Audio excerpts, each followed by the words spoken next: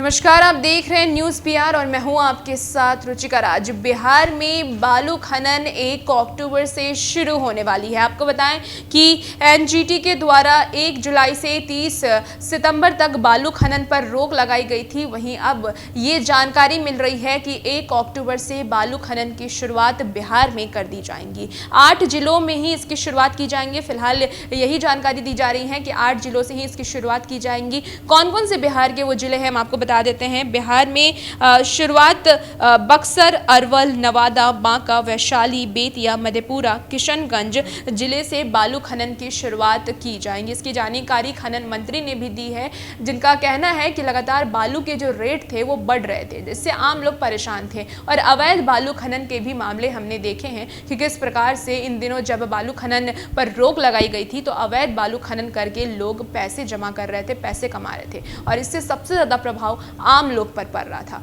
तो इन सब चीज़ों को देखते हुए अब खनन मंत्री के द्वारा ये बात भी कही गई है कि ऐसे ही बालू खनन की शुरुआत की जाएंगी, बालू के रेट में भी कमी आएगी। खनन मंत्री जनक राम ने क्या कुछ कहा है हम आपको बताते हैं। खनन मंत्री जनक राम ने कहा है कि अक्टूबर से रेत खनन का काम शुरू हो जाएगा।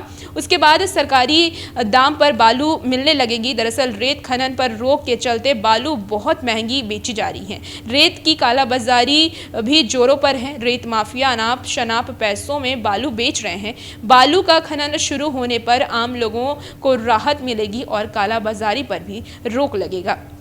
बिहार के खनन मंत्री जनक राम ने बताया है कि मुख्यमंत्री आवास में खान विभाग के महत्वपूर्ण समीक्षा बैठक हुई है, जिसमें जल्द से जल्द बालू खनन शुरू करने और अवैध बालू खनन पर रोक लगाने के तरीकों पर चर्चा हुई है। इसके साथ ही दूसरे राज्यों से आने वाले अवैध बालू पर रोक लगाने पर विचार किया गया है। उन्होंने बताया है कि बैठक में यह तय किया गया है कि रेत खनन का काम जल्द ही शुरू किया जाएगा। कहा यह भी जा रहा है कि रेत खनन पर रोक बरसात के कारण लगाई गई थी।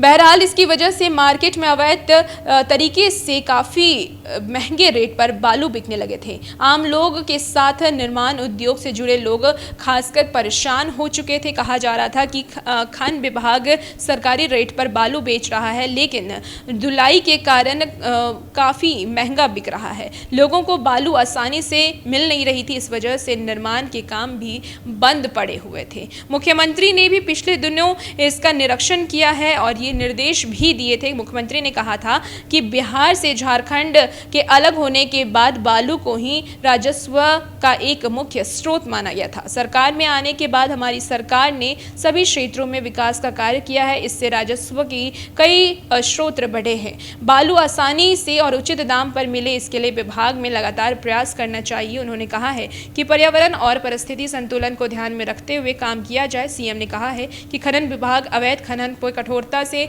अंकुश लगाए और जल्द ही जो बालू खनन की चीज़ें हैं वो शुरू कर दी जाएं। तो बिहार में 8 जिलों में बालू खनन की शुरुआत की जाएंगी और जिस तरीके से अवैध बालू खनन से बालू माफिया पैसे कमा रहे थे, उन सब चीज़ों पर रोक लगाने की बात मुख्यमंत्री नीतीश कुमार की तरफ से कह दी गई है कि जल्द से जल्द अवैध बालू खनन के जो बालू माफिया उन पर कार्रवाई भी करने की बात कह दी गई है, क्योंकि आए दिन हमने देखा है कि किस तरीके से बालू के रेट महंगी होती जा रही थी, जिससे आम लोगों को काफ़ी नुकसान हो रहा था, काफ़ी दिक्कतों का सामना करना पड़ रहा था और आम लोग सबसे ज़्यादा इसमें फंस रहे थे। इन सब चीज़ों को लेकर के अब आपको बताएं कि बालू खनन की शुरुआत 1 अक्टूबर से होने वाली है।